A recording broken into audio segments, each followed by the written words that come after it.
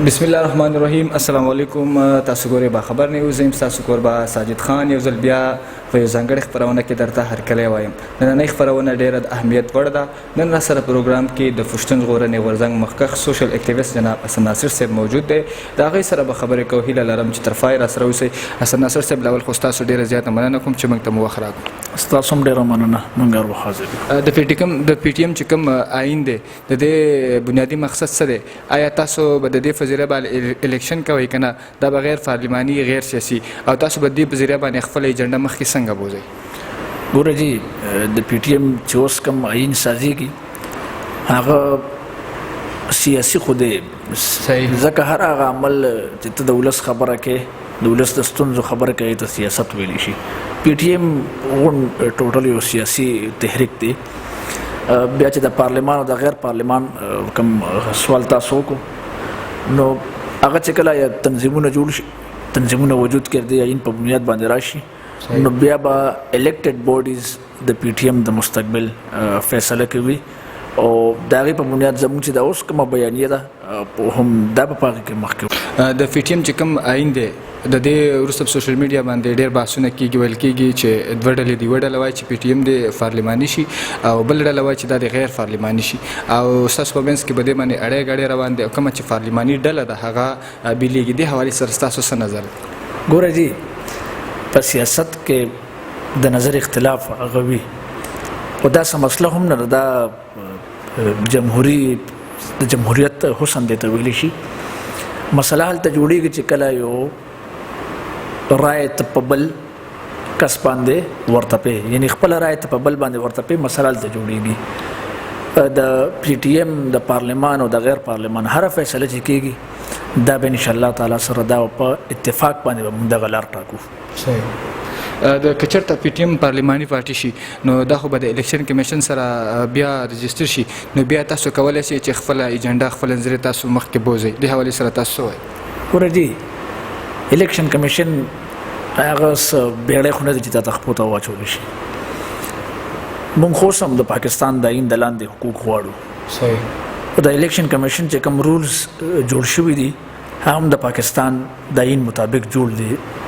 هیڅ مشکل نشته. زموږ چې کومه نن بیانیه ده، محسن داول صاحب هغه خو د پارلمان غړی دی، علي وزیر صاحب د پارلمان غړی دی، همدغه د پی ټي ایم بیانیه هغه په پارلمان کې کوي.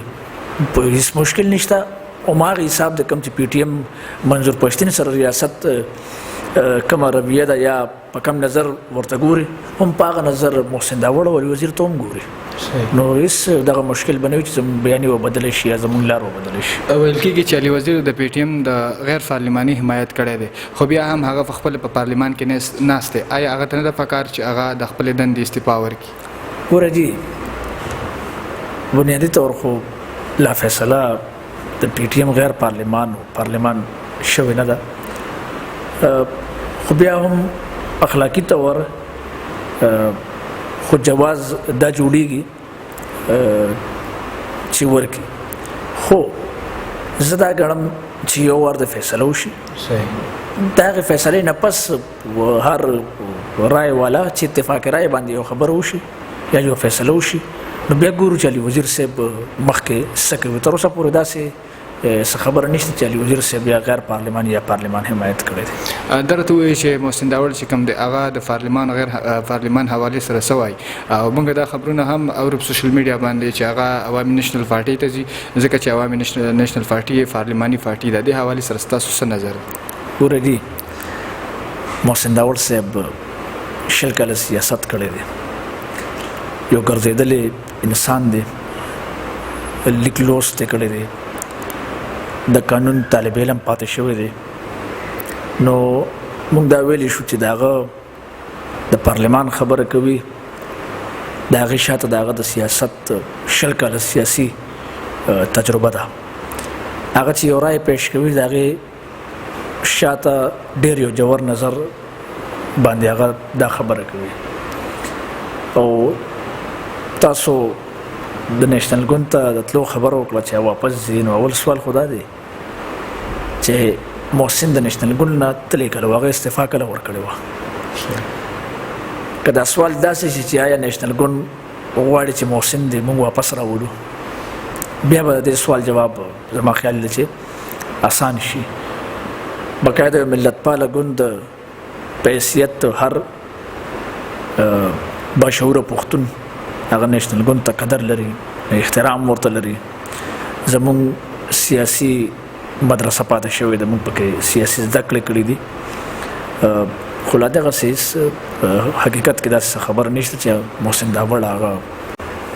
تاسو د انساني حقوقو خبره کوئ او تاسو دا دعوه کوئ چې موږ د انساني حقوقو لپاره کار کوو، خو ستاسو په تنظیم کې ډېرې نیوکې کېږي چې د انساني حقوقو په بنیاد باندې خپل دوکانونه ګرموي. په ګل علي اسماعیل باندې هم ټکونه کېږي چې د پی ټي ایم کې دننه د پی ټي ایم خپل چې کوم NGO ده هغه چلوي. دې حوالې سره تاسو څه وایئ؟ ګوره جي د پی ټي ایم نه مخکې هم ګلالی پسې دا خبرې شوي دي.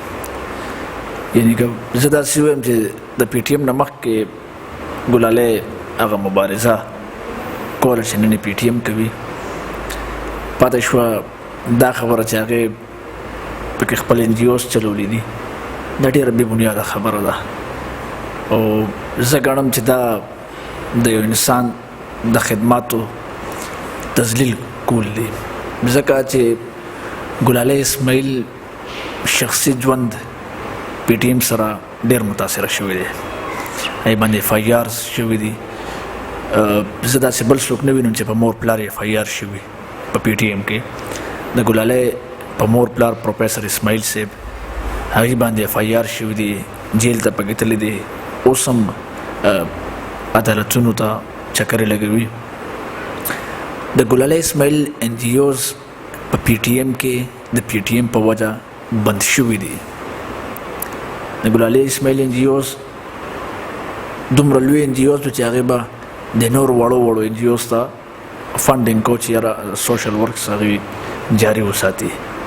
چې کله پی ټي ایم کې د خپله مبارزه کوله نو سټیټ ورته هغې NGOs بین کړې، او د بین کولو نه پس په هغې چې هم دوی زړه ته هغه سکون میلو نه شو، نو بیا ګلالی باندې د دروغ FIR وکړو، هغې دومره ټارچر کړه، د هغې کور ټول خاندان یې ډېر زیات ټارچر کو. دا ډېره بې بنیاده پروپیګنډه ده، دا اوس نه ده روانه ګلالی خلاف. دا د پی ټي ایم نه مخکې هم ګلالی پسې دا پروپیګنډې شوي دي، دې کې هېڅ دغه نشته. منظور پښتون یو پیاوړی شخصیت دی، تاسو څه ګڼئ چې هغه به پی ټي ایم لیډ کړي، په پی ټي ایم کې چې کومې دننه ستونزې دا به حل کړي او د پښتنو چې کومه ترجماني دا په صحیح انداز کې وکړي؟ ګوره جي د پی ټي ایم دپاره د منظور پښتین صاحب شخصیت لازم او ملزوم دی، خو زه په ذاتي توګه دا ګڼم چې ادارې دې جوړې شي. یعنې موږ په تاریخ کې شخصیات لرو، خو موږ په تاریخ کې ادارې نه لرو. نو که چېرې موږ پی ټي ایم یو جمهوري ادارې جوړې کړي نو منظور به سبا نه وي، موتا به نه یو، محسن به نه وي، خو دا کام به وي، دا خوره به وي، دا ولس به وي، د دې ولس مسلې به هم وي. نو چې کله یو جمهوري سیټ اپ وي هغې کې به د لاندې ورکر هغه به لیډرشپ ته راځي، او چې کله هغه ورکر لیډرشپ ته راځي هغه به د وخت مطابق د ولس صحیح ترجماني کوي. نو زه ګڼم چې پښتنو ته یا زموږ قوم ته دې وخت کې یو مضبوط جمهوري مرکز هغه پکار دی. درته وایي تاسو چې کوم پښتانه دي دې ورونو ته تاسو څه پیغام ورکول غواړئ؟ ورجي کله چې په یو کام باندې سخت وخت راشي نو هغه بیا دا غوښتنه کوي چې تاسو سرلوړي غواړئ او که سرټیټي غواړئ، او یقینا چې پښتنو باندې نن هغه سخت وخت هغه راغلی دی، او د پښتنو هم دا اوس یو تقاضا کوي چې سرلوړي غواړئ او که سرټیټي غواړئ.